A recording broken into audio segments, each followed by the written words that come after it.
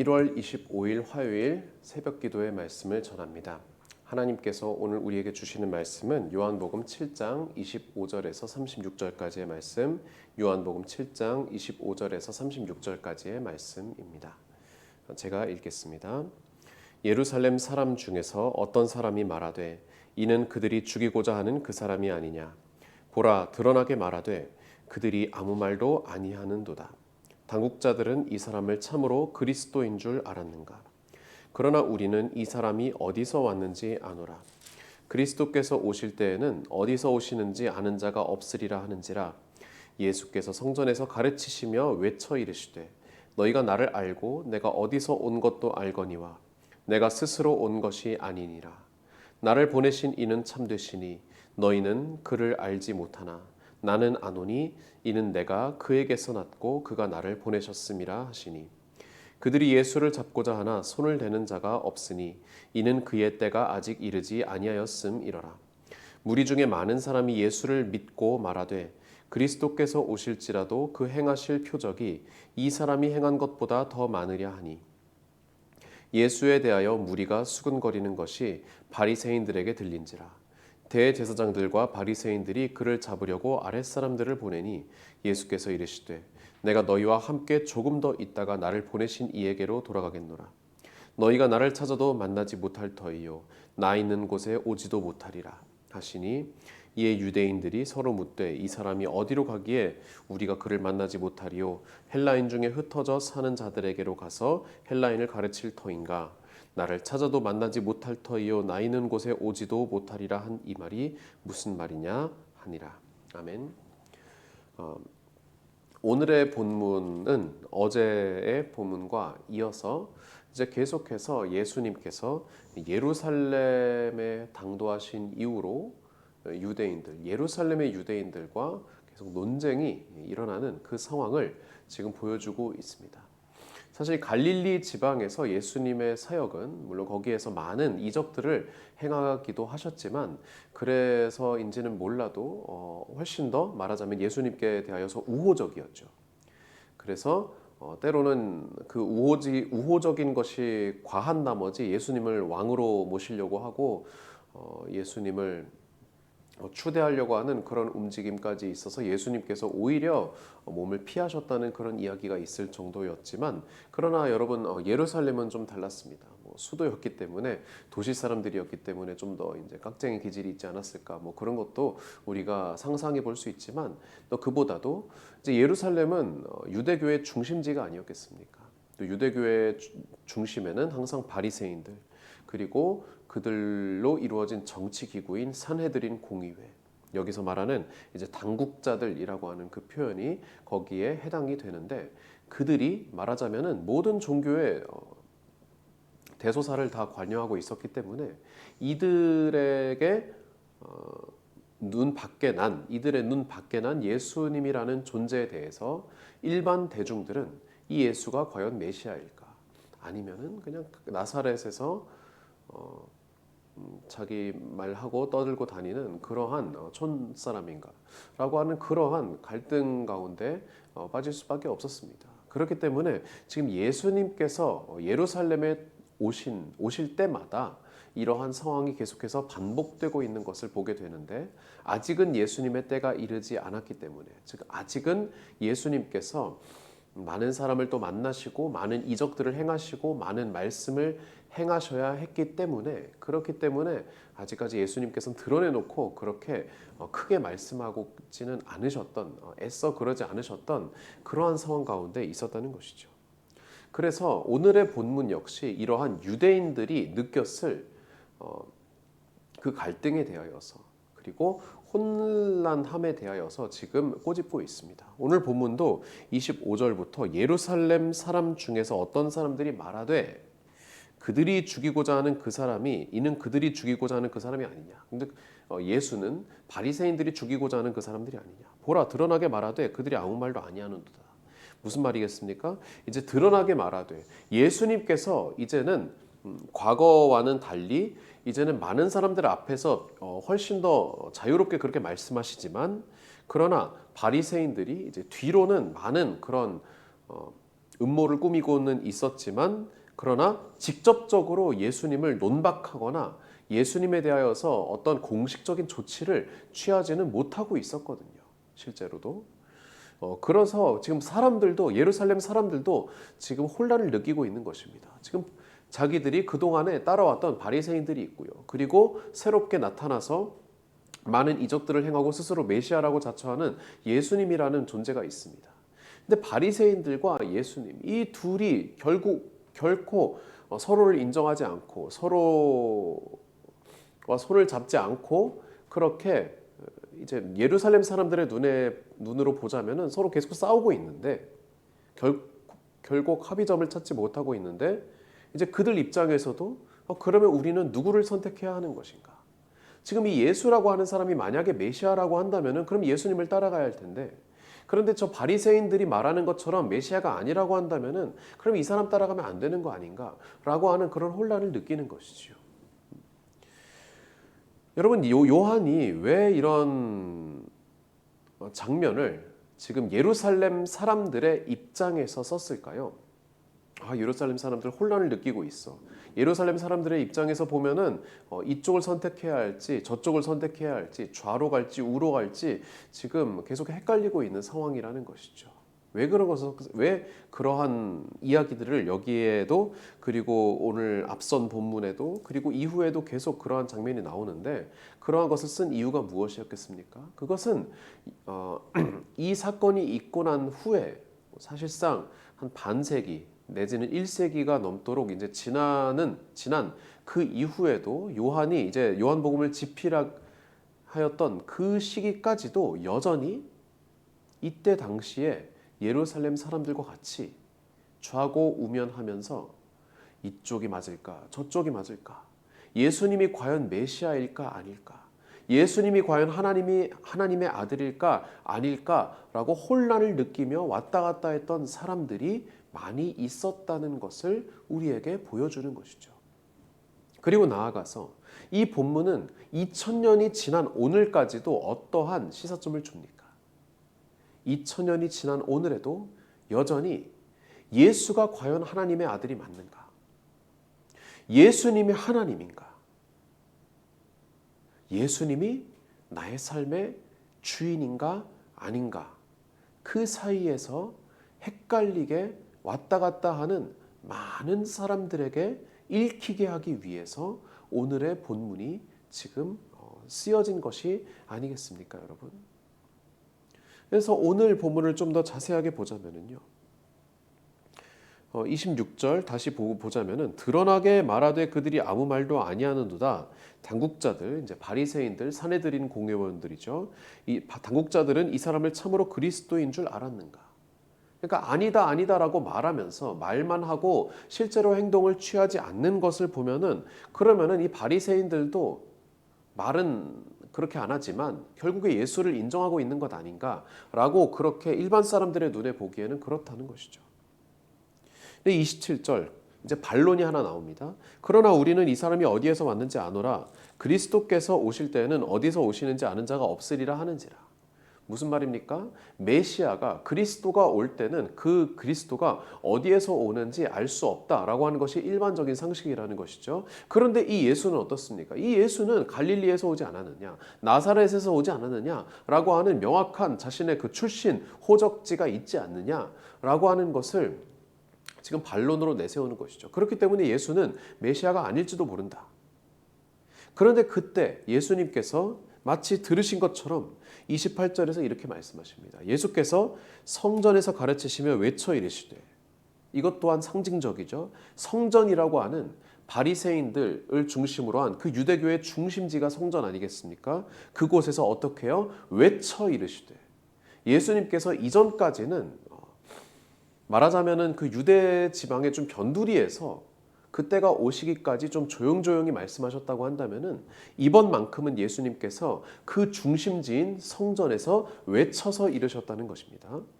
너희가 나를 알고 내가 어디서 온 것도 알거니와. 그래, 나의 신분에 대한 것, 나의 신상에 대한 것은 너희가 알지만 너희가 한 가지 놓친 것이 있다. 그것이 무엇이냐면 28절 내가 스스로 온 것이 아니니라.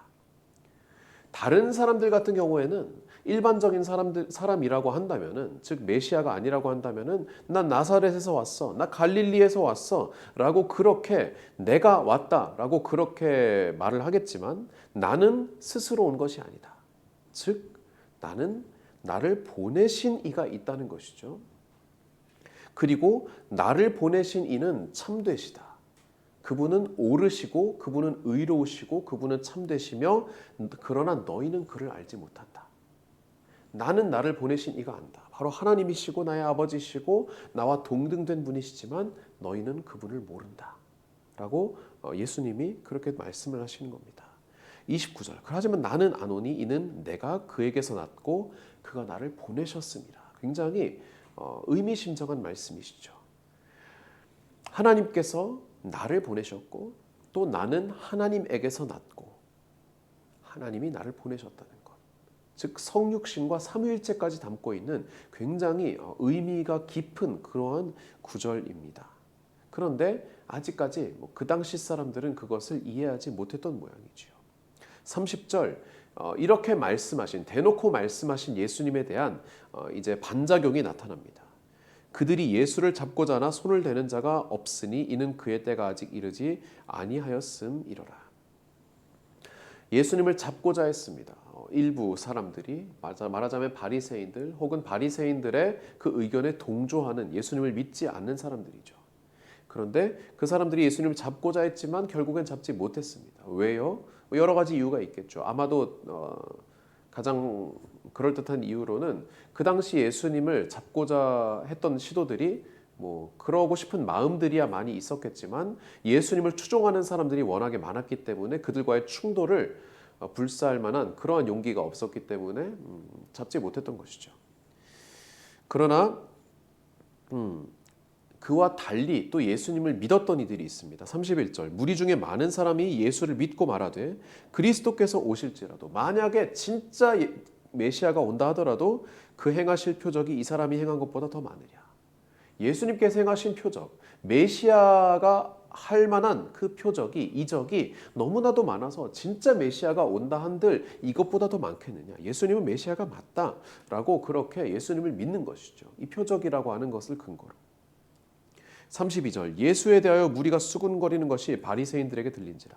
대제사장들과 바리새인들이 그를 잡으려고 아랫사람들을 보냈다라고 말하고 있습니다. 이제 성전에 그 경비를 쓰는 그 산헤드린 공의회원들의, 말하자면은 사병들이라고 그렇게 볼 수 있겠죠.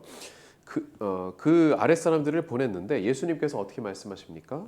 33절, 역시나 의미심장한 말씀을 하십니다. 내가 너희와 함께 조금 더 있다가 나를 보내신 이에게로 돌아가겠노라. 아까 28절, 29절에서 말씀하신 것과 지금 방향이 반대죠. 그 앞에 말씀에서는 예수님께서, 하나님께서 나를 너희에게 보내셨다라고 말씀하시는데, 지금 33절에서는 나를 보내신 이에게로 내가 잠시 후에 돌아가겠다. 다시 올라가겠다. 너희가 나를 찾아도 찾지 못할 것이요 나 있는 곳에 오지도 못하리라 라고 예수님께서 말씀을 하십니다. 무슨 말이겠습니까? 그 당시 사람들은 이해하지 못했겠지만 우리는 알고 있지요. 이 이후의 이야기를 알고 있는 우리는 이 예수님의 말씀을 듣고 이것이 무슨 말씀인지 알아채셨겠지요. 이제 잠시 후면은 예수님께서 나를 보내신 이에게로 돌아갈 것이다. 즉 육신의 죽음을 맞이하고, 그리고 부활하신 후에 이제 올라가시겠죠. 하늘로 올라가시겠지요.